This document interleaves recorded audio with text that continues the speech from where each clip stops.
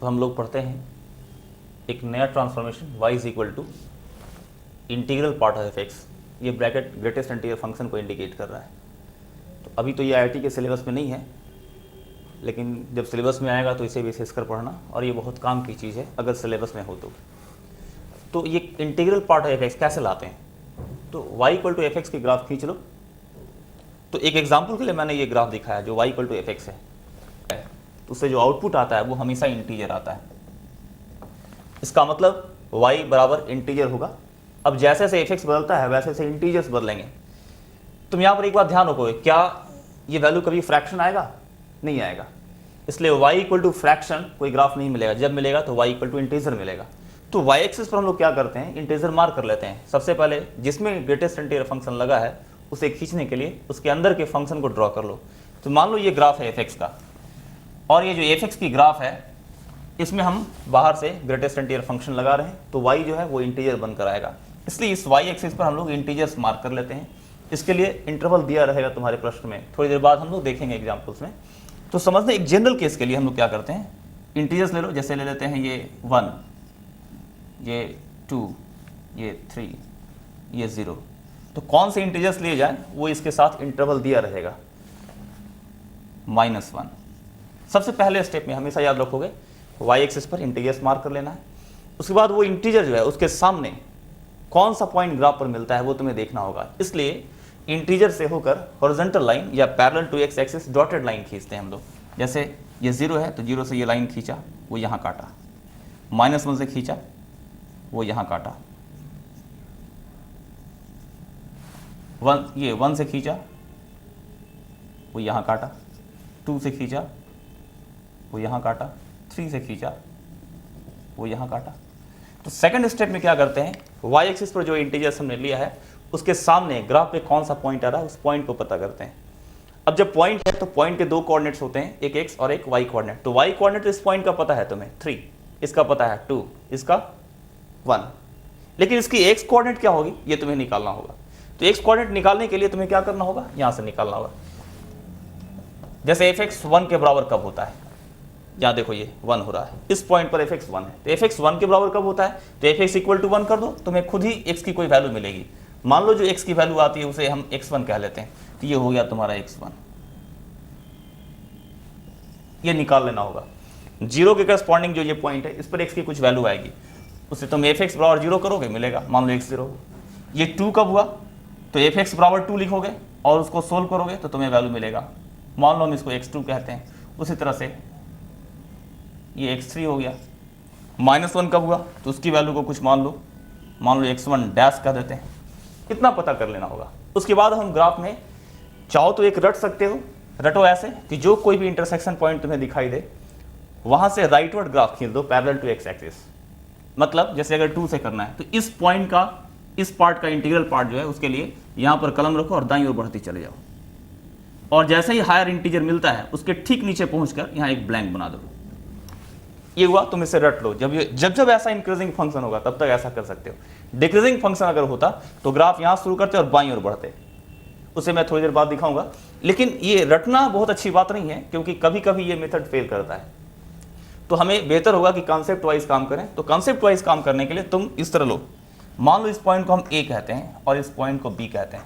अब तुम AB reason के बारे में देखकर बताओ कि ये जो AB पार्ट है यहां से, तो A पर जो f(x) वैल्यू आएगी वो 1 के बराबर आएगी, इक्वल टू 1, और B पर जो f(x) वैल्यू है वो इक्वल टू 2 आएगी।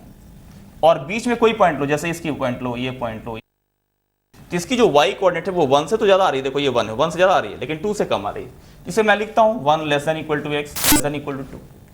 और तुम जैसा कि जानते हो ग्रेटेस्ट इंटीजर फंक्शन में हायर इंटीजर छोड़ दिया जाता है। i से i+1 लेते हैं, जिसमें i ले लेते हैं, i+1 छोड़ देते हैं, तो 2 छोड़ना होगा। इसलिए b को हम एक्सक्लूड कर देंगे, एक्सक्लूड b को हम एक्सक्लूड कर देंगे, तो ये इक्वल साइन हट जाएगा। और इसका जो इंटीग्रल पार्ट ऑफ f(x) जो आएगा वो तुम्हारे पास फिर आएगा 1, क्योंकि f(x) 1 से 2 के बीच में है, इसलिए इंटीग्रल पार्ट ऑफ f(x) 1 आएगा। ग्राफ तुम्हें मिलेगा y इक्वल टू 1। तो y इक्वल टू 1 कब मिल रहा है, a से b तक, यानी a की जो x वैल्यू है वहां से शुरू करेंगे और b के x वैल्यू तक जाएंगे। या ऐसे समझ लो कि ab का इंटरवल क्या होगा, तो a आया है x1 पर और b आया है x2 पर, तो इसे ऐसे लेंगे x1 लेस देन x2। चूंकि ये इंक्लूडेड है इसलिए x1 पर इक्वल साइन, b एक्सक्लूडेड है x2 पर इक्वल साइन नहीं होगा। तो ये जो y इक्वल टू 1 का ग्राफ आ रहा है वो ab के लिए आ रहा था, और ab इस इंटरवल में है, यानी y इक्वल टू 1 तुम्हें x1 से x2 तक जाना होगा। तो ऐसे स्टार्ट करें, देखो ये x1 के करस्पॉन्डिंग ये था, यहां से स्टार्ट करेंगे ग्राफ और x2 तक जाएंगे, यानी राइटवर्ड जाएंगे ऐसे, इस तरह से यहां से स्टार्ट करेंगे, यहां जाएंगे, आगे नहीं जाना है क्योंकि x2 तक ही हमें लेना है। इसी को मैंने रटने के लिए इस तरह बताया था कि तुम किसी भी इंटीजर से स्टार्ट करो, जैसे 1 ये इंटीजर है, इससे स्टार्ट किया और दाईं ओर बढ़ते जाएंगे। कब तक बढ़ेंगे? जब तक हायर इंटीजर ना आ जाए। तो हायर इंटीजर 1 का हायर इंटीजर 2 होता है, जैसे ही हायर इंटीजर आया वहां स्टॉप कर जा और वहां एक ब्लैंक बना दो, ये तुम रट लेते हो। लेकिन ये कभी कभी फेल कर जाता है, इसलिए रटने से बेहतर है तुम एक्सप्लेनेशन को समझो। मान लो अब इस पार्ट को लेते हैं, इसको कुछ मान लो सी मान लेते हैं। अब इस सी पार्ट में तुम देखोगे फिर वही घटना रिपीट करेंगे। सी पर क्या है? x कोऑर्डिनेट x0 है, a पर x कोऑर्डिनेट x1 है। तो इस सी पार्ट में यानी x0 से x1 के बीच में जो fx वैल्यू आएगी, इसकी जो y कोऑर्डिनेट आएगी, यहाँ देखो y कोऑर्डिनेट 0 है, यहाँ y कोऑर्डिनेट 1 है। तो सी पोर्शन के लिए y कोऑर्डिनेट 0 से लेकर 1 तक वैरी करता है, और जब वो 0 से 1 के बीच है तो इंटीग्रल पार्ट कितना आएगा? 0 आएगा। तो y बराबर 0 का ग्राफ खींचना होगा, y इक्वल टू 0 ग्राफ ऐसा होता है, इस तरह। उसी तरह से ये जो c माना गया है उसके नीचे आओ, यहाँ पर देखो एक वर्टिकल लाइन खींचते हैं, यहाँ y कोऑर्डिनेट 0 है, यहाँ y कोऑर्डिनेट -1 है। तो इस पोर्शन में y कोऑर्डिनेट -1 से 0 के बीच वेरी कर रहा है। इंटीग्रल पार्ट लगाओगे तो y बराबर -1 आ जाएगा ऐसे, और यहाँ ब्लैंक। तो ग्राफ ऐसे ऐसे ऐसे ऐसे इस तरह मिलता चला जाता है, और ये हुआ इंटीग्रल पार्ट ऑफ fx। अब इसके कुछ एग्जांपल्स हम लोग देखते हैं। अब हम एक एग्जांपल ले रहे हैं, y is equal to integral part of x square, जिसमें इंटरवल तुम्हारे सामने दिया हुआ है x फ्रॉम 0 टू 1.5। तो सबसे पहले देखो x स्क्वायर की ग्राफ राइट साइड में इस तरह होती है, लेफ्ट में भी ग्राफ होती है ऐसे, लेकिन लेफ्ट में नहीं दिखा रहा हूँ क्योंकि इंटरवल जो है तुम्हारा वो पॉजिटिव साइड में। तो पहले x की वेरिएशन यहाँ पर देखो, x स्क्वायर कैसे कैसे वेरी करेगा। जब x 0 से 1.5 है तो x स्क्वायर तुम्हारा आएगा 0 से लेकर 2.25 तक, यानी इसकी ग्राफ जो है y equal to x square तुम्हें 0 से लेनी है और 2.25 तक जानी है। इसके आगे हमें नहीं लेना है, उसके आगे हमें ड्रॉ नहीं करना है, क्वेश्चन में इतना ही रिक्वायर्ड है। तो इस 0 से 2.25 के बीच में रिकॉल करो, जब हम ग्रेटेस्ट इंटीजर फंक्शन के ग्राफ ड्रॉ करते हैं तो सबसे पहले y एक्सिस पर इंटीजर्स लिखते हैं। तो 0 से 2.25 के बीच में दो ही इंटीजर मिलेगा, एक मिलेगा 2 और दूसरा मिलेगा ये 1। सेकंड स्टेप मैंने बताया था कि इंटीजर्स के सामने जो पॉइंट होगा उसे पता करना चाहिए। तो 2 से एक्स एक्सिस के पैरेलल डॉटेड लाइन खींचेंगे, वो जहां काटेगा डॉटेड लाइन वो तुम्हारा पॉइंट होगा। इस पॉइंट का y कोऑर्डिनेट 2 है, इस पॉइंट का y कोऑर्डिनेट कितना है? 1 है। इसकी एब्सिसा निकालनी होगी, ये x के किस वैल्यू पर ये 1 हो रहा है। तो यहां से वर्टिकल लाइन खींचो और देखो तुम्हें लिखना होगा एक्स स्क्वायर इक्वल टू 1, क्योंकि इसका x वैल्यू निकाल रहे हैं। तो एक्स स्क्वायर इक्वल टू 1, तो x आएगा 1, -1 तो लेना नहीं है। फिर एक्स स्क्वायर 2 कब के बराबर होगा? जब एक्स स्क्वायर बराबर 2 करोगे तो देखोगे एक्स बराबर आएगा √2, ऐसे √2। अब हम फाइनल स्टेप में ग्राफ को ड्रॉ करते हैं। इस पॉइंट को तुम a मान लो, इसको b मान लो। तो इस ab पोर्शन में तुम देखोगे कि एक्स स्क्वायर जो है ab पोर्शन में एक्स स्क्वायर का जो y कोऑर्डिनेट है ये यहाँ 0 और यहाँ 1, यहाँ पे 1। हम इसको इंक्लूड कर लेते हैं, लेकिन हायर इंटीजर है b 1, उसको एक्सक्लूड कर लेते हैं। तो इस पार्ट में जिसमें b एक्सक्लूडेड है, एक्स स्क्वायर 0 से 1 के बीच है, इसलिए इसका इंटीग्रल पार्ट क्या होगा? 0 हो जाएगा। यानी ग्राफ मिलेगा y equal to 0। y equal to 0 graph a से b के बीच में बनानी है तुम्हें, यानी 0 से 1 के बीच बनानी है। तो इसको बनाओगे तो ऐसे आएगा ये ग्राफ, ये, और ये तुम्हारा यहाँ पर ब्लैंक हो जाएगा।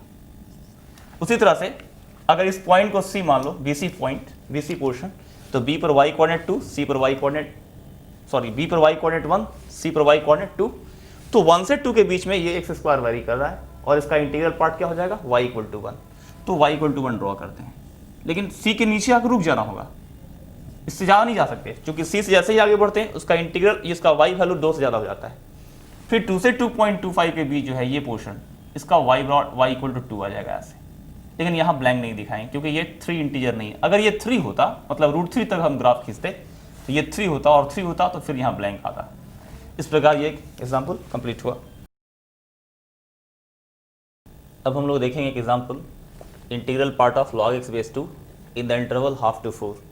तो सबसे पहले देखोगे कि बेस 1 से अधिक है, ये इंक्रीजिंग फंक्शन होगा, और हाफ से 4 में इसकी वैल्यू कहाँ से कहाँ वेरी करती है ये देख लेते हैं।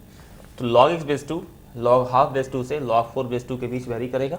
log हाफ बेस 2 -1 होता है, log 4 बेस 2 2 होता है, यानी -1 और 2 के बीच ग्राफ लेना होगा तुम्हें। तो इस ग्राफ में देखो ये -1 है हाफ पर और ये 2 है 4 पर। 4 के आगे ग्राफ हम नहीं लेंगे और हाफ के पहले ग्राफ नहीं लेंगे, इन दोनों को हटा देना पड़ेगा। उसके बाद हम लोग वाई कोऑर्डिनेट देखते हैं। तो -1 और 2 के बीच वाई कोऑर्डिनेट क्या आ रहा है, एक तो 0 आ रहा है, ये 0। तो 0 के सामने इंटरसेक्शन पॉइंट ये हुआ, और 0 वो कब हो रहा पता कर लेंगे। तो log x बेस 2 को जब 0 करोगे तो x 1 आ जाएगा। सेकंड केस ये 1 करते हैं, ये 1, चूंकि -1 और 2 के बीच में एक इंटीजर 1 भी है, 1 के सामने क्या आएगा, ये है पॉइंट। तो इसका इंटीग्रल पार्ट निकालना, ये सॉरी इसका y कोऑर्डिनेट निकालना होगा। तो log x बेस 2 को जैसे ही 1 करोगे x बराबर 2 आ जाएगा ये। अब तुम्हें देखना होगा कि यहाँ y कोऑर्डिनेट -1, यहाँ y कोऑर्डिनेट 0, इसलिए इस पोर्शन का जो इंटीग्रल पार्ट है वो -1 हो जाएगा। फिर से समझ लो, x इक्वल टू 1 पे log x बेस 2 0 है, हाफ पे log x बेस 2 -1 है, और हाफ से 1 के बीच में जो ग्राफ है इसका y कोऑर्डिनेट -1 से लेके 0 के बीच वेरी करेगा। इसलिए इसका इंटीग्रल पार्ट तुम लिखोगे y इक्वल टू -1 ऐसे, लेकिन हाफ से ज़्यादा नहीं जाओगे, सॉरी 1 से ज़्यादा नहीं जाओगे, 1 से राइट जाओगे तो ग्राफ गलत हो जाएगा, ये होगा इतना दूर। उसके बाद 1 से 2 तक आते हैं, यहाँ y कोऑर्डिनेट 0, यहाँ पर y कोऑर्डिनेट 1, तो इसके बीच में देखोगे y कोऑर्डिनेट 0 से 1, इसलिए इसका इंटीग्रल पार्ट हो जाएगा y बराबर 0। ग्राफ ऐसे आ जाएगा तुम्हारा इस तरह। ये 2 से राइट नहीं जा सकते क्योंकि फिर y वैल्यू जो है इसकी 1 से अधिक हो जाएगी, ब्लैंक, ये हो गया। फिर यहाँ से देखेंगे, यहाँ y कोऑर्डिनेट 1 है, यहाँ y कोऑर्डिनेट 2 है, और ये पूरा ग्राफ।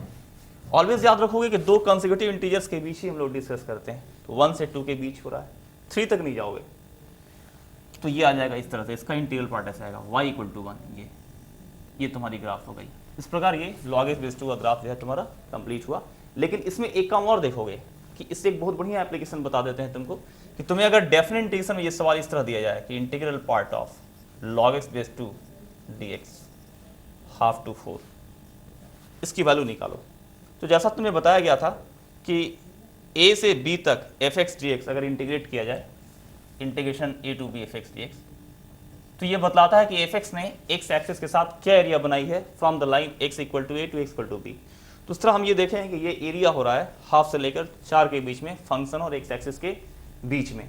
तो फंक्शन और x एक्सिस के बीच में एरिया है। यहाँ एक बात ध्यान रखना पड़ता है, डेफिनेट इंटीग्रेशन में ये बात जाओगे कि अगर fx पॉजिटिव होती है तो एरिया पॉजिटिव आती है, इंटीग्रेशन पॉजिटिव आती है, और अगर fx नेगेटिव है तो उसका इंटीग्रेशन नेगेटिव आता है। तो जब जब ग्राफ नीचे आएगा x एक्सिस एरिया नेगेटिव ले लेना और तुम्हें वैल्यू मिलेगा। जैसे ये देखो, हाफ से 1 के बीच ये ग्राफ है, तो ये एरिया तुम्हें मिलेगा।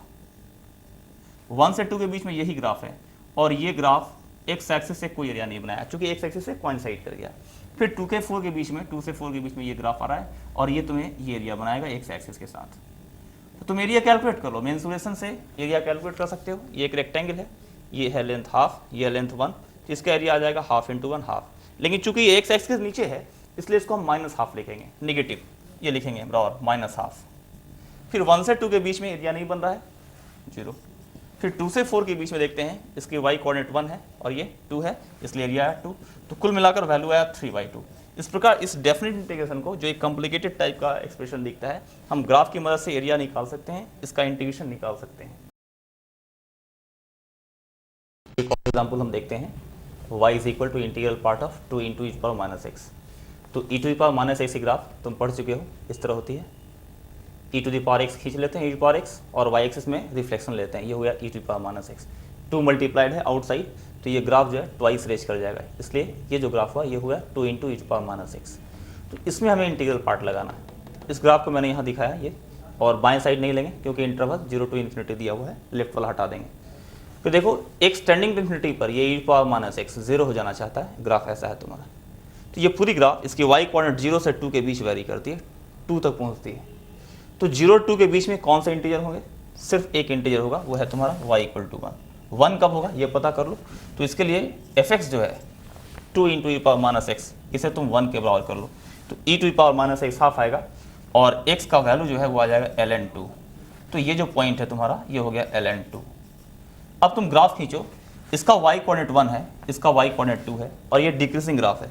तो रटने के लिए रट सकते हो कि 1 से स्टार्ट करेंगे और लेफ्टवर्ड चले जाएंगे। इसमें जब ग्राफ इंक्रीजिंग रहता है तो राइटवर्ड बढ़ते हैं, ग्राफ जब डिक्रीजिंग रहे तो लेफ्टवर्ड बढ़ते हैं, और हायर इंटीजर जो है उसके ठीक नीचे पहुँच कर रुक जाते हैं। तो हायर इंटीजर यहाँ पर है x इक्वल टू 0 पे 2, इसके ठीक नीचे पहुँच कर रुक जाओ और यहाँ तुम एक ब्लैंक बना दो। लेकिन जैसा मैंने बताया कि रटने से बेहतर होता है एक्सप्लेन करते हुए पढ़ना। तो एक्सप्लेन करते हुए देखो, इसका y कोऑर्डिनेट 1 है, इसका y कोऑर्डिनेट 2 है और इसे हम लोग एक्सक्लूड कर लेंगे। तो जब y कोऑर्डिनेट 1 से 2 के बीच वेरी करता है, इनफैक्ट इसे fx मानो तो fx समझो कि fx जब 1 से 2 के बीच वेरी करता है तो उसका इंटीग्रल पार्ट क्या आएगा, 1 आएगा। तो y इक्वल टू 1 हमने खींच लिया, लेकिन इसे शामिल नहीं कर रहा था, इसलिए जिसे तुम शामिल नहीं करो उसके नीचे जो पॉइंट आएगा वो ब्लैंक हो जाएगा। फिर इस ग्राफ को देखते हैं, इसकी y कोऑर्डिनेट कहाँ हो रही है, इन्फिनिटी तक पहुँचते पहुँचते इसका y कोऑर्डिनेट 0 हो जाता है, लेकिन यहाँ y कोऑर्डिनेट कितना है, 1 है। इसलिए पूरा ग्राफ ही जो है वो y इक्वल टू 0 और y इक्वल टू 1 के बीच आता है। इसलिए इस पूरे ही ग्राफ का यहाँ से लेकर x टेंडिंग टू इन्फिनिटी तक पूरी ग्राफ जो है y कोऑर्डिनेट 0 और 1 के बीच आ रही है। इसलिए पूरा ग्राफ x एक्सिस में कन्वर्ट कर जाएगा पूरा इस तरह से, और ये हायर इंटीजर इसके नीचे ब्लैंक हो जाएगा इस तरह से। ये तुम्हारा ग्राफ हुआ इसका। अब मान लो कि इसका इंटीग्रेशन निकालना है 0 से इन्फिनिटी के बीच में, तो कैसे निकालेंगे, तो जैसा मैंने बताया एरिया निकाल दो। तो ये x इक्वल टू 0 से लेकर इन्फिनिटी तक चले जाओ और f फंक्शन ने जो फंक्शन तुम्हारे पास आया ये फंक्शन वो x एक्सिस के साथ क्या एरिया बनाता है उसे देख लो। तो एक पार्ट तो ये आता है, ये x एक्सिस से इतना एरिया बनाएगा, दूसरा पार्ट जो है वो x एक्सिस से कोइंसाइड कर गया है। तो जब x एक्सिस से कोइंसाइड कर जाएगा तो एरिया नहीं बनेगा, इसलिए इस पोर्शन में एरिया 0 हो जाएगा और इसका एरिया मिलेगा। तो इसकी विड्थ है ln2, ये 1, तो एरिया आ जाएगा तुम्हारा ln2। इस प्रकार इसका डेफिनेट इंटीग्रेशन तुम ग्राफिकल मेथड से निकाल पाते हो। अब हम लोग एक ट्रांसफॉर्मेशन पढ़ेंगे f of integral part of x। तो fx से f of integral part of x खींचना ये भी मेथड होता है इसका, लेकिन इसमें डायरेक्ट एक्सप्लेन करना ज़्यादा आसान होता है, इसलिए रूल में हम लोग नहीं जाते हैं। इसको डायरेक्ट इस तरह खींचना सीखो कि जो इंटरवल तुम्हें दिया रहेगा उसके यहाँ पर, जैसे मान लो x 0 to 1 वेरी करता है, तो इसकी वैल्यू 0 हो जाएगी, ग्राफ आ जाएगा f0। f0 की जो वैल्यू आएगी, मान लो f0 1 आता है तो y इक्वल टू 1 खींच दोगे, अगर f0 हाफ आता है तो y इक्वल टू हाफ खींच लोगे। उसी तरह से जब x 1 से 2 लेंगे तो ये 1 हो जाएगा, तो y इक्वल टू f1 आ जाएगा। तो जो आ रहा है f0 f1 f2 जो आएगा उसको उसके करस्पॉन्डिंग इंटरवल्स में ट्रेस कर दोगे और काम हमारा हो जाएगा। तो इसमें हम लोग रूल से नहीं जाते हैं, fx से f इंटीग्रल x नहीं खींचते हैं, इसी से खींच लेते हैं। इसके एग्जाम्पल के तौर पर तुम ले सकते हो, जैसे मान लो मैं लेता हूँ एक graph y is equal to log integral part of x base 2, इसमें तुम ले लो मान लो 1 to 4 ले लेते हो इसमें। तो log x बेस 2 का ग्राफ तुम्हें पता है इस तरह होता है, ऐसे। अब इसमें हम ट्रांसफॉर्मेशन कर सकते हैं, लेकिन मैंने कहा ट्रांसफॉर्मेशन में जाने के बजाय इसे ब्रेक कर लो तो आसान हो जाएगा तुम्हारे लिए। तो ब्रेक करने के रूल में हम लोग क्या करेंगे कि पहले लो 1 to 2, जब x 1 to 2 वेरी करेगा तुम्हारा तो ये तुम्हारा हो जाएगा 1 और log 1 हो जाएगा 0। तो तुम्हें ग्राफ खींचना होगा y इक्वल टू 0। तो y इक्वल टू 0 ग्राफ 1 और 2 के बीच में तुम्हें खींचनी है। तो मैं उसे खींच कर दिखाता हूँ, देखो इस तरह खींचोगे y इक्वल टू 0 इस 1 से 2 के बीच में, ऐसे ये हुआ y इक्वल टू 0।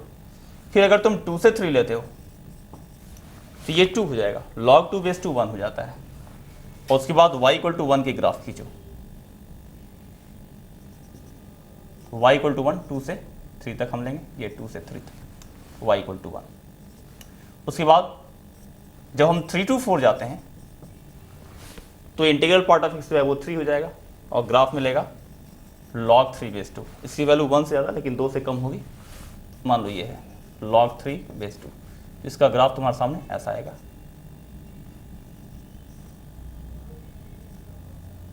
इस तरह से। और स्पेशली जब x इक्वल टू तुम 4 लोगे तो ये 2 के बराबर हो जाएगा। तो x बराबर 4 पर एक अलग से तुम्हें पॉइंट मिलेगा 2, ऐसे 4 2, ये सिर्फ एक पॉइंट अलग दिखेगा। इस प्रकार ये ग्राफ ट्रेस हो जाता है।